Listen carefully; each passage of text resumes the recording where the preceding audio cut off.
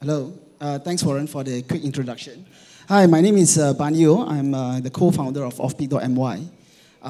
Initially, when I got the email, I actually didn't know what the topic was. And after reading further, I just realized that they actually wanted me to disclose a lot more about my exes in terms of my ex-companies.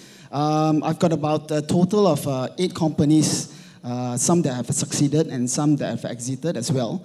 So I guess the talk here will be about more stories, and probably the ones that you want to hear about is probably the juicy one. It's like the first time, what my first time was. So I guess today is the time where I will disclose my journey of all my previous companies together, and as well as my current companies that I have in my portfolio. Hi everyone, my name is Azrul. So not many people left in the auditorium, which is a pity because I suppose if you're doing entrepreneurship, this is the best part, which is the final part. In any case, I will try to share what my experience, especially I suppose the focus from me is more on what not to do and what I could have been doing differently. So, Warren. So let's just start off with your first entrepreneurial endeavor. How did the whole thing start off? What's the thinking at that point in time? Were you thinking of building an evergreen business, or were you thinking of building something that will last forever, or were you thinking with an exit in mind? I think I've been in the business for many years. I think I'm one of the old hacks around here. Although most of the time I can still sneak into the club and look like I'm 21. But I'm probably a lot older and much older than a lot of y'all here. So I actually started my first business when I was 22 years old. That was way back in 2002. So if you do the maths, you roughly know how old am I. Okay, so my first business, and at the time, almost 13 years ago, I think all these kind of startup scenes were never there. You know, it's always the traditional bread and butter business. You get into the business because you want to make money, and the only way you survive is to make money and survive. So revenue minus your cost of operation equals to your survivability of the company. So my very first business that I got into was actually a software development company. And the only reason why I went into that company, just like everybody else, I had a dream and I had a vision to be somebody who is successful. And because it's the only thing that probably costs nothing to start up. So I started up in my so-called garage/bedroom, doing what I knew and had the only skills that I had, which is programming. So I developed a software and started to try to sell the software to businesses, and that's how I started my first ever business. It was actually a software development company coded entirely by myself. So that was my first time. And I think as we move along, I will tell you how I would have transitioned from my first company until offpeak.my, which is currently my 8th company. So it's going to be a long journey. Maybe you can just talk us through the journey then right now. Yeah. And then we'll pass it to Azrul. Okay. All right. Okay. How it first started. First, I started a software company, like I said, back in 2002, doing all the programming, all the development by myself. The first company didn't turn out too well. Just like many of first times out there, things might not turn out the way you want it to turn out. But we managed to transition that company into a broadband company, because initially when I was doing software development, I was doing software development for property companies, property developers. And at that time, back in 2002, 2003, internet was just starting to boom. So I transitioned my software company into a broadband company. So my first company was actually transitioned or pivoted from a software company to something that is totally different, which is a broadband company. Throughout the course of the broadband company, we've got lucky and we got invested by a company called Redtone. They bought majority of our company. And I think to a lot of entrepreneurs out there, I think one of the biggest questions that you're always asked is, should I give up majority of your company? And the answer for me at the time was yes, because the majority of the company enabled me not to put in any more money. The deal that I had with Redtone was after investing and acquiring majority of my company, I would not have to put in a single cent more into the company. So at that point of time, because money is not scarcely available or not commonly available like how startup is nowadays, it is okay, or if I were to think back, it is okay to actually sell majority of your company back then, because the deal on the table was actually very good. I get a good salary, I get funds for expansion, and I'm not liable for any loan that the company takes. At the same time, any investment of the company's growth would be entirely borne by Redtone.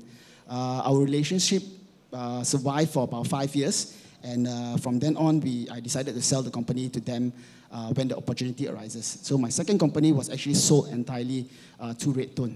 And at that time, when you are 25, 26, I think it's a pretty cool thing at the last time. You know, nowadays, I think a lot of people sell companies. But at the time when it was 7, 8 years ago, it was actually pretty cool to be able to sell a company. You know, you're like the only person of your old secondary school friends that actually sold a company. So there was a prestige to it. So after doing that, I then went into three companies at one go. One was a company in Vietnam that does IT distribution. The second was actually a pet business, a pet food business in Malaysia. And the third was actually Carlis.my. So the business in Vietnam actually failed. The pet business in Malaysia failed as well.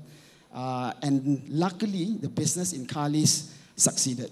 So my third, fourth, and fifth business, the third and fourth failed, and the fifth survived and did quite well for me.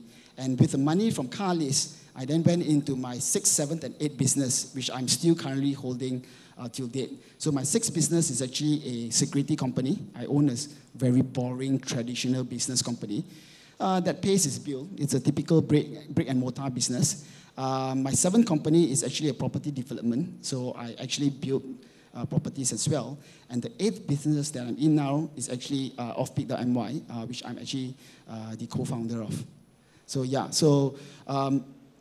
of all the companies, there are some that's pivoted, there's some that's closed down, there's some that's sold, and there's some that I'm still holding currently, and there's some that I'm owning majority, and then some that I'm owning a minority of. So it's actually a whole journey that led me to where I am now.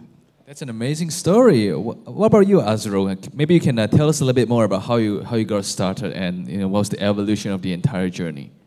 All right. Actually, I started off in somewhat similar fashion, which is with software development. This was also around 2002, and at the time, what I did was we created an apps for Palm OS. I'm not sure any of you know about Palm OS. So those are those handheld devices in the early 2000s. So those are the iPhone of the day. And the whole ecosystem was pretty crude. There's no like dedicated apps, so you have to get apps from third-party providers. So we actually developed apps for those platforms, and we did pretty well. And we are one of the top-selling apps on Palm at the time, and we actually get a distribution deal with a Sprint network in the US. So those are one of my earliest software company. Same story, which is to start off is very easy. All you need is some skills, some programming skills, and in your laptop. So that's how we started. And unfortunately for the platform, even though it is doing really well, but because we are too dependent on the mobile platform, and we didn't pivot enough to to other platforms. So as long the moment Palm goes down, so the company goes down with it. So after that, we dabbled in a few other projects. Number one, we have a media company that does a lot of content. That doesn't go as well as I thought, because at the end, the team, me and my partner, wasn't really a media guy. We can't be, we can't be too passionate about it. So that teaches a lesson that you still need to be passionate about what you do day to day. And finally, before we started off with the Jom Social, we actually did a couple of projects on top of the open source platform. So that's when I realized that if you are playing, if you want to play on a platform, there's a few things you need to look out for. Number one, you need to make sure the people in the platform are willing to pay good money. For example, when I was in the Palm OS platform, people are paying $15, $20 per apps. Whereas when we move to a different software platform, we notice that people are paying $100, $500 for an apps. And at the same time, you look at current apps, like for iPhones and all, you notice that people are paying what, $1 to $5. So it's important that you choose a platform that can give you a maximum return. So that's one of the lessons that I learned from being on the platform. And be careful and not to be too dependent on the platform. Otherwise, your fate is tied up to the platform.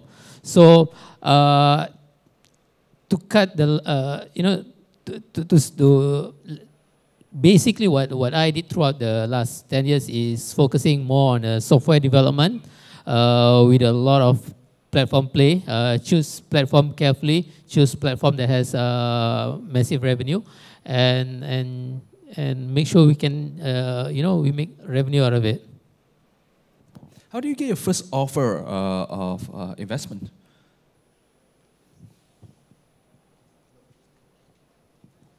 Hello. My first company, as I mentioned, was a software development company.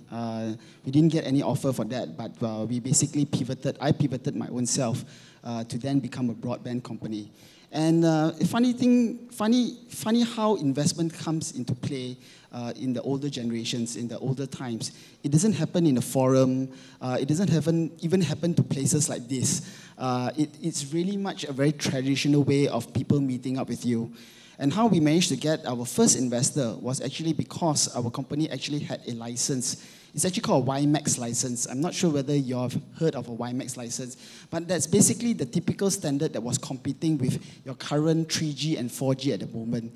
So we got the license to basically deliver internet to the masses from anywhere at all. And because of that license, and I was playing golf one day in the driving range, and the CEO of Redtone was actually right in front of me. And after talking to him, as we were playing in the driving range, he said, you are the owner of CNX, right? And I said, yeah. Then he says, okay, come to my office. And that's exactly how it started. It was on the golf course, not even the golf course, it was on the driving range, which he just knew our company had one of the license, and he invited us to his office, and over lunch or tea, he actually made us an offer to acquire us not entirely, but in majority stake of us. And at a point of time, like I said, we actually sold off 70% at one go to Redtone because of what they can promise us. And because being a young guy, an expansion into capital play of broadband is not a cheap business. So the offer on the table was really, really good for us. Like I said, he gave us a good salary. He gave us the ability to lead our team. And he also funded us entirely on our whole operation of rolling out our broadband deployment. So with that deal in mind, we actually immediately sold 70% of our company to Redtone, and so to say, immediately lost control of the company itself. But looking back, I don't think there's any other way to go around it, because, like I said, the funds to deploy a broadband architecture is really, really big, and we do not have that funds available. There was no VC at the time.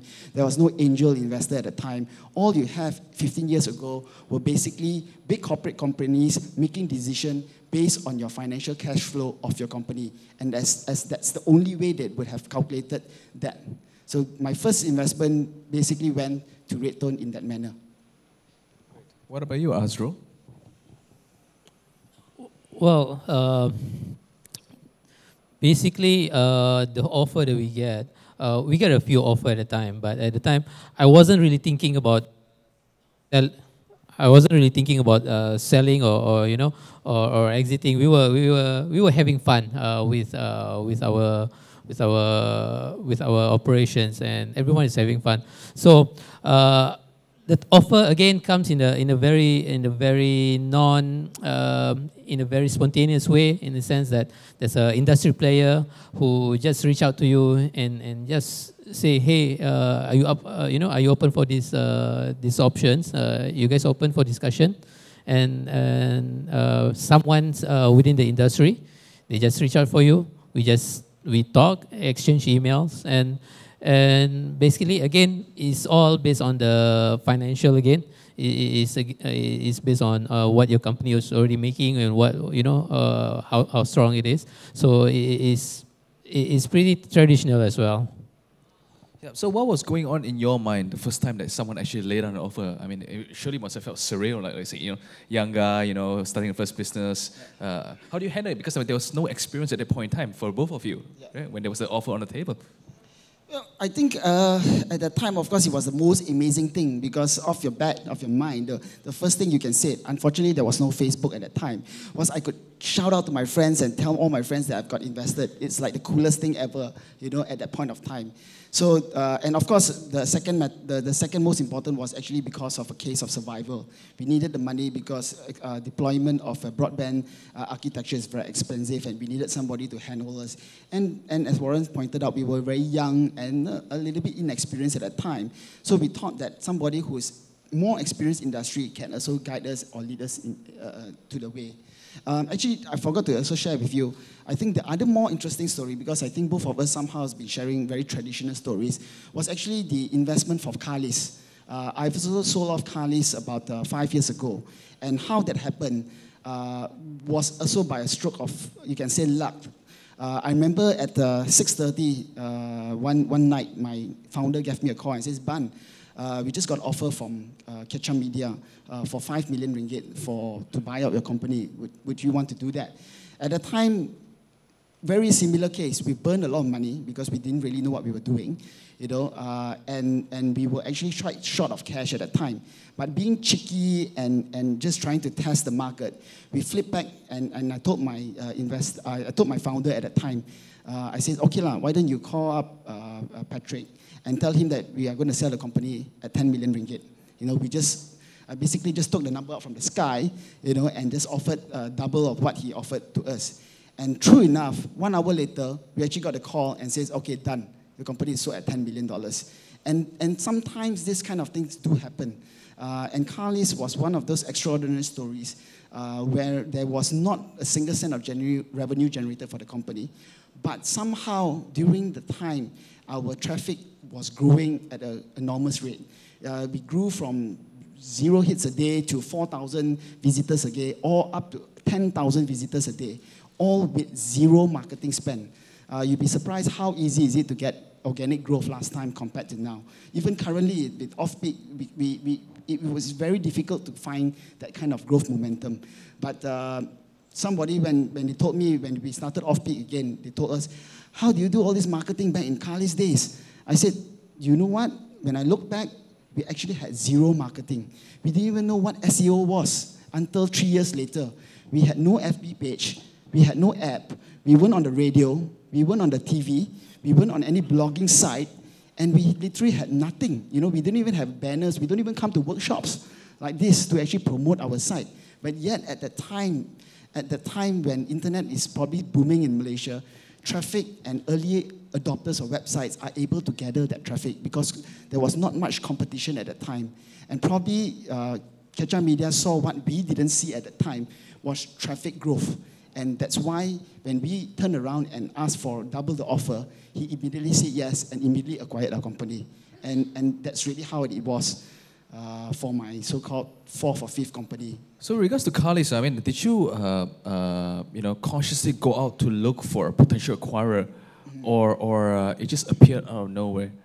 Because you're saying that you were running short of cash at that point in time as well, right? So, what was the situation like at that point? Like I said, I guess we were lucky. We were hot. We were the so-called hot chick on the internet, which we didn't even realize ourselves, and we were actually courted by a few players. Not only come and approach you? They actually came and approached us, and they actually dropped us an email through our info@carlis.my saying that they're an investor. And at that time, like I said, investment also wasn't really widespread, so you don't get many opportunities like that. So the first thing that came to our mind was, is this a spam mail? Investors from Japan, investors from Singapore, and investors from Malaysia were trying to court us, which we at the moment couldn't understand because we were from a very traditional mindset. And we were thinking that, look, we have a company which haven't even gotten revenue, and we had no direction on how to get revenue, but yet we weren't even paying attention at our visitors' numbers, which everybody else seems to be paying attention except us, because we didn't know that having high visitor numbers or very high growth visitor numbers was actually value. So we were totally caught in the dark. We really didn't know what we were doing. And yeah, so sometimes you actually get stories like that. And I would say that I'm lucky to be one of those people who have invested in a company who managed to get a story like this, which allows me to then, now run other businesses as well. So what would you have done if the offer had not been finalized or closed off with Kesha and with Carlis? Would it have, the framing of thinking, what was plan B? I guess we were afraid that we would not get the funding, but at the same time, like I said, there were other suitors that came and knocked on our so-called emails door. Like I said, they were investors from Singapore, investors from Thailand. I guess just like everybody else, if we didn't get that funding, then we would either have to close shop, or everybody would just have to go on a pay cut, or we would just have to see it through. Or if like I said, not all companies survive at the end of the day. I myself have about 2 failed companies, and at the end of the day, if there's no other ways out of it, you just have to close it down, learn whatever lesson that you learn from there, call it a day, and go back to what you know best. I mean, what you said was very interesting in the sense that you said that, at the point of astronomical growth, you didn't even realize that the growth was actually valuable. Yeah. Because there were no revenues as in a traditional business sense at the point in time. Yeah. Okay. What about you, Azrul? I mean, tell us more about your journey then for Jom Social. Again? The journey for Jom Social. Yeah. Okay, maybe I can share a bit more about how the whole journey. So one of the things I think we did wrong is that when we started the company, we don't really think too much about exits. So we think more of how do we get positive income, and how can we grow this to be a sustainable business. But we didn't pay that much attention to exits and the potential of actually selling it off at a later stage, which I think looking back is a mistake. So throughout the few years that we were working on it, we launched the products actually on around September 2010, and we sell everything off at December 2013, so in the span of about 2.5 years. So, and looking back, I think what we should have done, and I would suggest to everyone, is that we should try to have a better sense of timing on what the market looks like, what the potential buyer are looking for, so that you get a much better valuation for your company. So looking back, I think we did a lot of mistakes, but as an entrepreneur, I think it's very, very important to look back at what your exit's going to be like, and always focus on that. So meaning that you look forward and say, hey, if I want to build a 50 million ringgit, $50 million kind of exit company, this is what I need to do, blah, blah, blah, blah, blah, blah. I would suggest that. And but from my experience, when we were like cash strapped, it's very, very hard to think that way. All you can think of is how do you create a positive cash flow. But I think that shouldn't stop you from thinking, how are we going to sell this company for 100 million, for 50 million? So don't get trapped into thinking into just planning for next month's income. Do you have anything to add to that, Ban Eu? Well, I think, like I said, I've shared my first exit, which is Red Tone.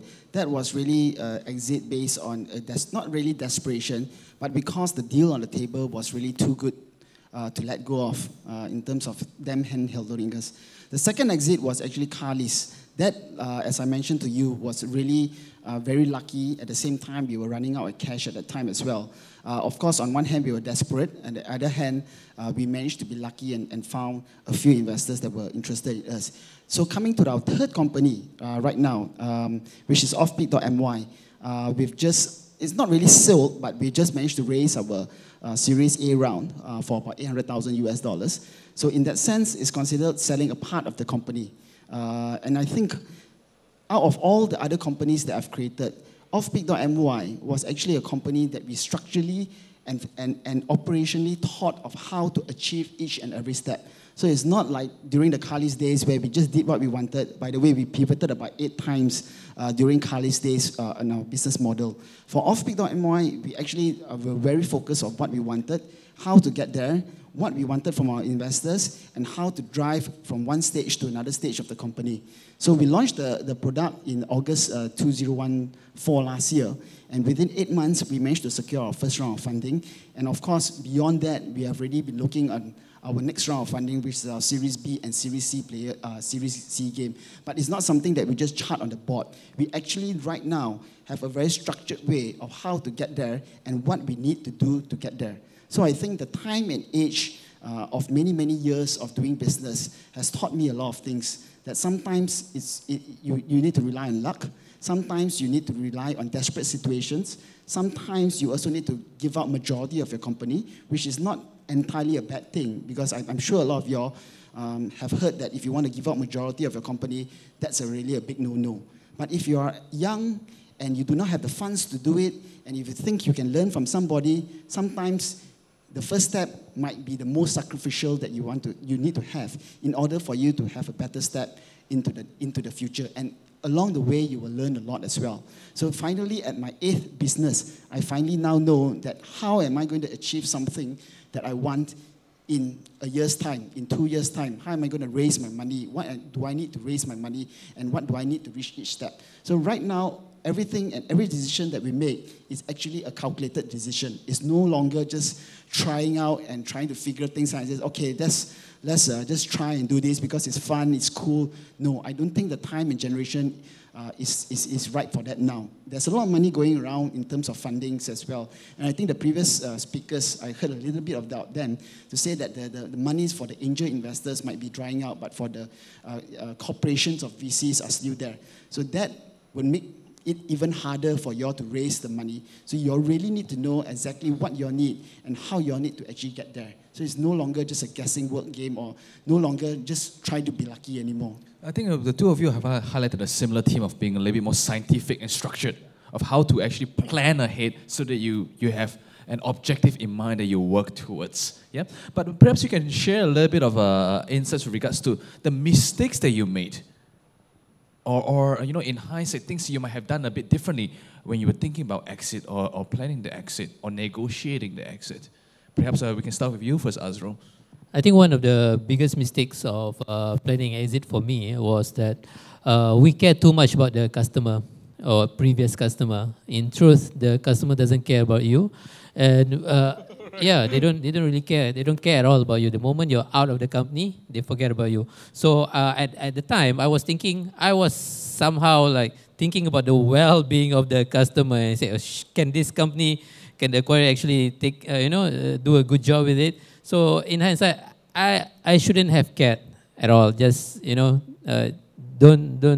don't have to care about that, and just make sure that your job is actually to just get the highest valuation for your company. So that is even though we have like a bigger offer on the table, so it was actually part of the decision. And looking back, that shouldn't be part of the decision. So that's one of the things I hope you guys can take home. Okay, what about the other lessons then? Do you have 2 or 3 more points to share before I pass it over to Ban Eu? The other part is, I think it's already covered, is a little bit of planning will go a long way in making sure that you get the right valuation. So when you talk about selling, it's all about getting the right price.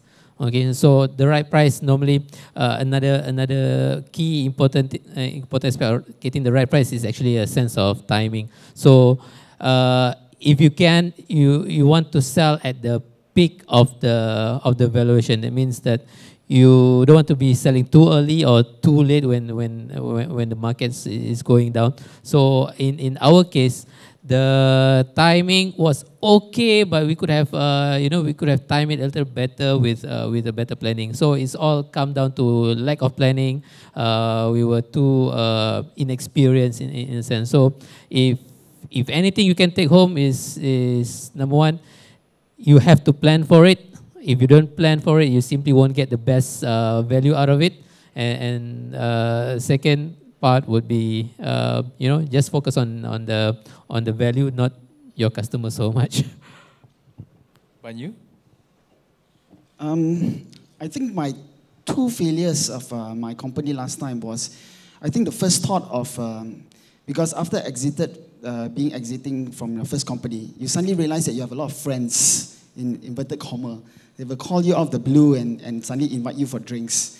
And I think the two biggest companies that failed, one was a distribution business in Vietnam, and the other one was actually a pet business. And I think both attributed to the fact that because I thought that I could be just a passive investor, and I just give them the money to invest and let them grow the business for me. So that really rarely happens. But at the same time, like I said, Carly's, I was also sort of an investor into Carly's as well, but that had a positive outcome.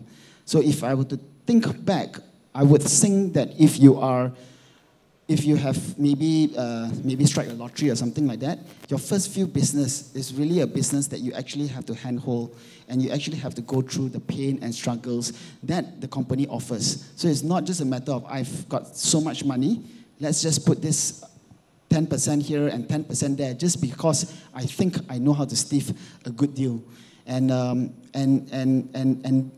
if you do not have the passion and the ownership of that company, even though it's just a 10% ownership of the company, that goes a long way into what you can learn. I think the second lesson, if I've got, no, I think I'll just pass it to you first. Okay, great. I think we're short of time, but I'm willing to throw the floor open to two questions. Any question from the public with regards to exits or anything in general to these two fine gentlemen on stage? Questions? You can put your hand up. All right, great.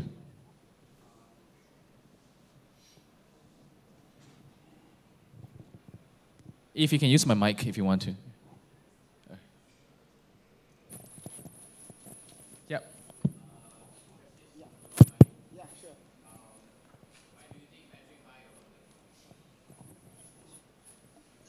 To be fair to him, before he bought our company, he brought us into the room, and he told us a global plan of where he intended to bring Carly's, or what iCar is right now. He actually sat us in the room and he told us, look, I'm going to consolidate Malaysia, Thailand, and Indonesia into a company called iCar, and I'm going to list that company at 20 cents. And just like iProperty, he said, which went up from 20 cents to $1, that is how you are eventually going to make money.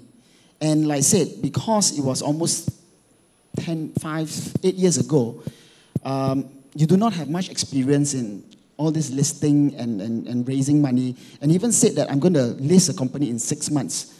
And in Malaysia context, it's just crazy, beyond your dreams, that they can actually take something that has no revenue and eventually list the company in 6 months, and eventually drive out the share market price from 20 cents to $1 with absolutely no base value of your company at all. So obviously, being young and naive in all this, I went back to my parents, which was even more traditional than me, and told him about this whole game plan that Patrick has for me.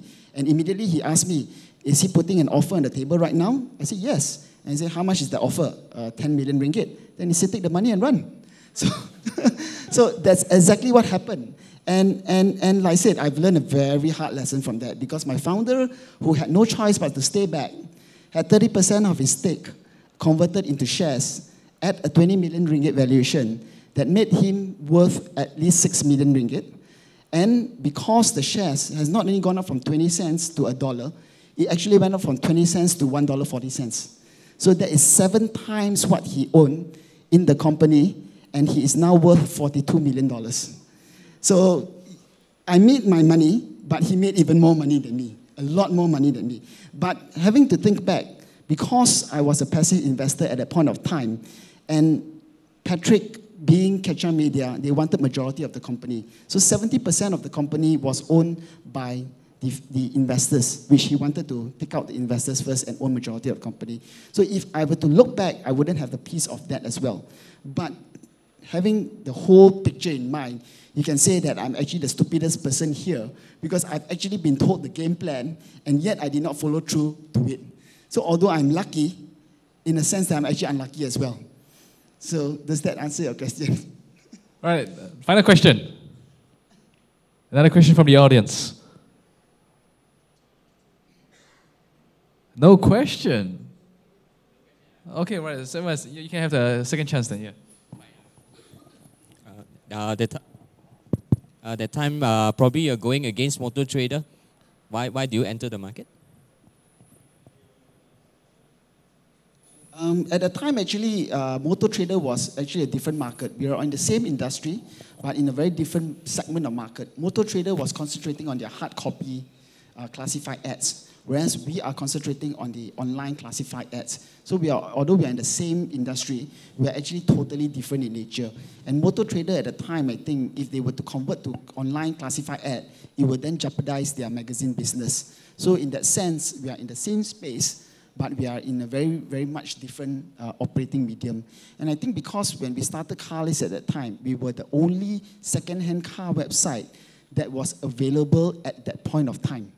And just to share with you as well, Patrick actually did tell us that. He said, look, in every single country that you go through, there's 3 top websites in the whole country. Number 1 is Jobs, which he said is already owned by JobStreet. Number 2 is Property, which he owns, iProperty.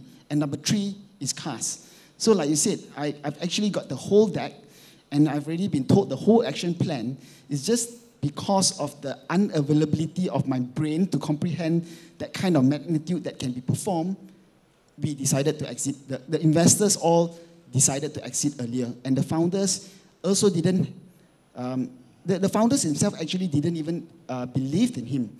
But because they were tied to a contract, that they were unable to sell their shares after 1 year. So just offhand, who would be in their right mind, put 6 million ringgit into share market and wait for it to go up 7 times?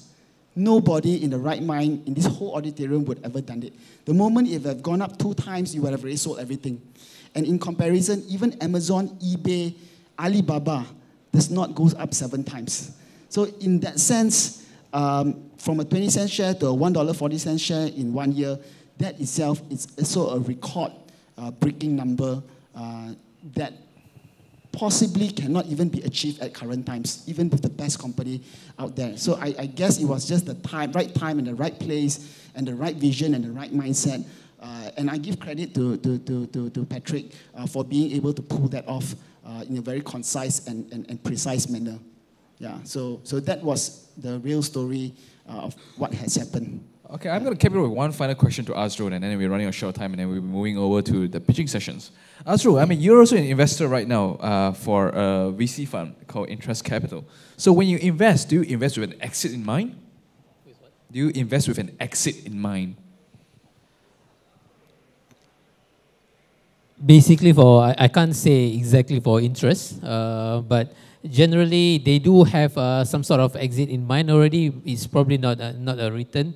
It's not written somewhere, but typically we do think about what kind of exit. And if you're talking about if you're taking VC's money, even more so, then because they have a time span attached to their fund, so they have to make an exit somehow. So definitely. Okay, great. I guess that concludes today's session on exits. So thank you very much, Ban Eu, and thank you very much, Azrul. Thanks, Warwick.